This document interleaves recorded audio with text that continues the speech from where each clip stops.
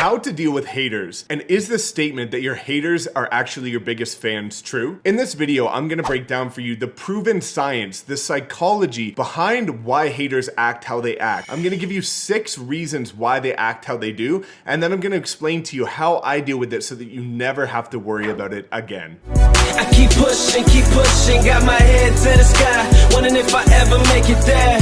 Yeah, I keep pushing, gotta play the hand I'm dealt because I understand life ain't fair. Hey, so I push and I grind and I push and I grind.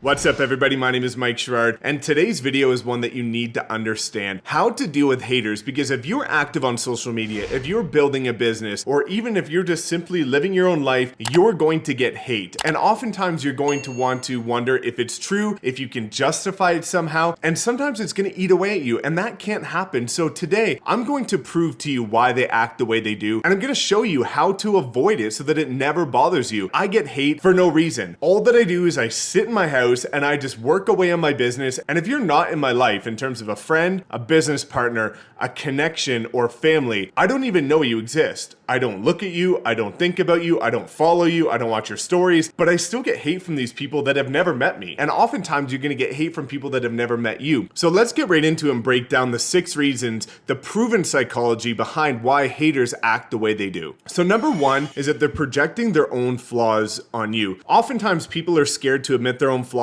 and they accuse others in denial in order to remove themselves from admitting their own flaw. Listen, we all have flaws, nobody's perfect, but some people, instead of admitting it, choose to project it on others because they don't want to come to grips with it, they don't want to admit it, and they're scared to admit their flaws. Let's say, for example, you're great at time management, which is one of the reasons why you're becoming so successful. If somebody else struggles with managing their time, oftentimes they're going to see you becoming successful, and then they're going to try and drag you down because one of the things that's helping you become successful is something that they deeply struggle with. What you need to look at with something like their flaws is it's not a reflection of you. If they project that on you, that's their problem, that's their life, and it's a bit of a shame that somebody has such a terrible life that they're able to project their own insecurities and flaws on you in order to try and make themselves feel better because they're simply just in denial. Which brings me to number 2, insecurities. Oftentimes they feel too insecure in their own skin to see you succeed. Let's say that you start a business and it starts succeeding, but the people shedding the hate have tried to start businesses and it's not going so well. That's going to make them feel pretty insecure. Or let's talk about fitness, something that most people can relate to. Let's say that you started putting more effort into your diet, into the gym, and you got ripped, or you got in incredible shape, or you just simply lost a lot of weight. But that same person tried to get into the gym and they couldn't commit to it. They tried to stick to a diet and they just couldn't get away from the cheat meals or drinking and things like that. They're going to feel pretty insecure because you are achieving exactly what they set out to do, but they weren't able to accomplish it. And instead of them just congratulating you and saying, hey, great job,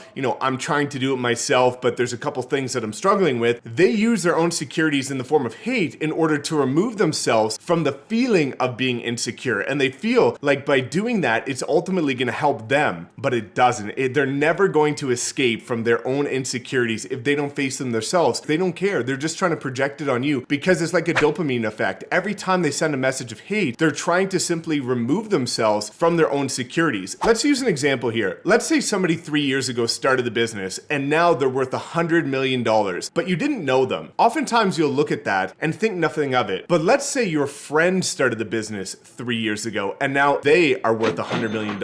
Oftentimes people are so insecure with their own financial situation because let's face it, the majority of North America is living paycheck to paycheck, that if you now know this person and there's a connection there, that is going to make you so insecure because of the fact that you're going to wonder, why didn't you start a business 3 years ago? Why didn't you succeed? Why are you still working a 9 to 5 and now they're worth $100 million?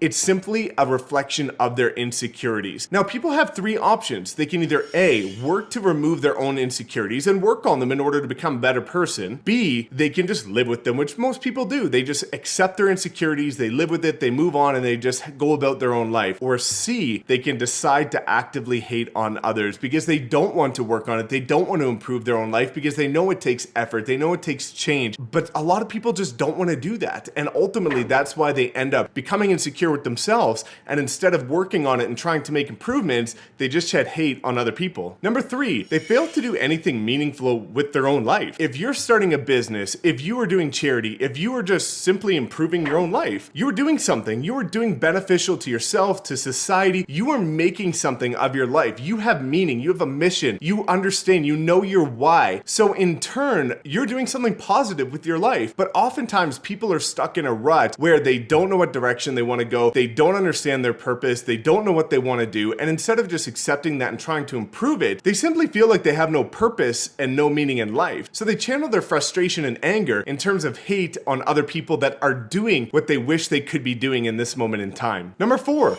low self-esteem and jealousy. You see it so often. There's always going to be somebody more attractive, more successful, living the lifestyle that you want. They have what you want to have in terms of material items. They might have the car, they might have the trips or the house. And some people look at that like you and I, and they say, you know what, that's great, that's motivation. I'm going to use this to put me in a state of drive, and I want to achieve that, so I'm going to go out and execute. But the haters don't do that. They're just simply jealous, and they just simply try and claw you down from achieving something similar. Listen, let me give you an example. I'm doing 75 Hard, which is a fitness and mental challenge by Andy Frisella in the Arte Syndicate program. Every day we were posting that we finished the day, because for 75 days you can't drink, you have to work out twice a day. There's all these things that you have to do. And I was posting every single day, just sharing that I completed another day. And so are many other people. Now, so is Andy Frisella, who's worth $300 million.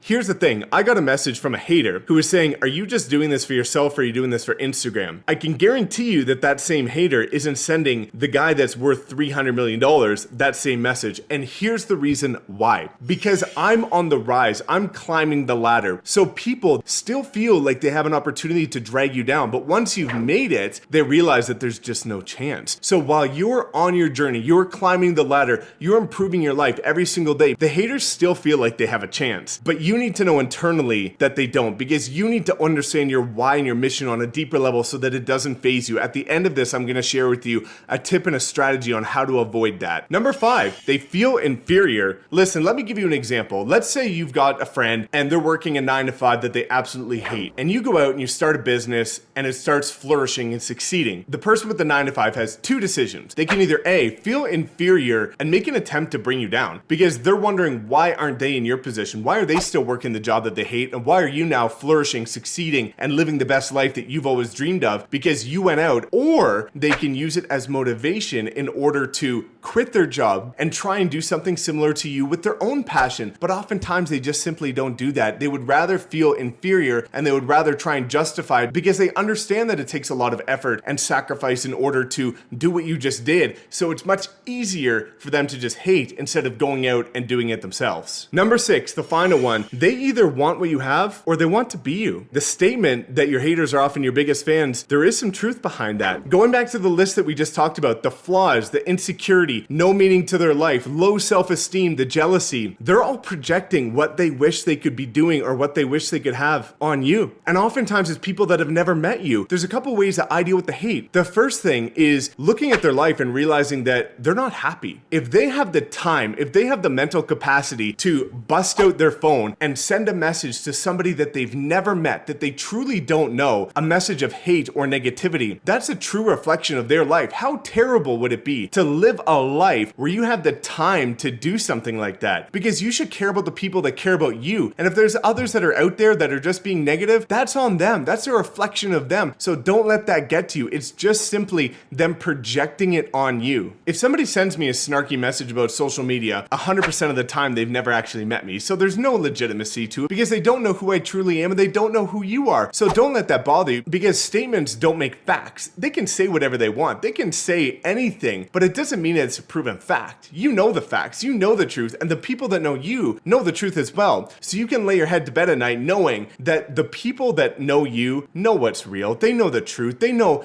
that what these haters are saying has no reality to it. My mission is to give back to entrepreneurs, and I want to help them succeed in their businesses and give them access to information for free that they otherwise would have to pay for. Because I put myself out there on social media, I'm a target. I'm ripe for hate. I'm being honest. I'm being upfront, raw, transparent, authentic. Talented, brilliant, incredible, amazing, show-stopping, spectacular, never the same, totally unique. But at the end of the day, say, I can always know that I'm doing what I do for the greater good. So if I know that, if internally you know that what you're doing is for the greater good of your life, of your business, of the people around you, what the others say doesn't mean a thing. You've got the confidence to move on without it getting into your head. If you have any other questions about how to deal with the hate, because I've received a ton of it, comment below. I'd love to hear what you've received in terms of hate and some of the BS that other people are shedding on you. So please like, comment, subscribe, and we will see you next time.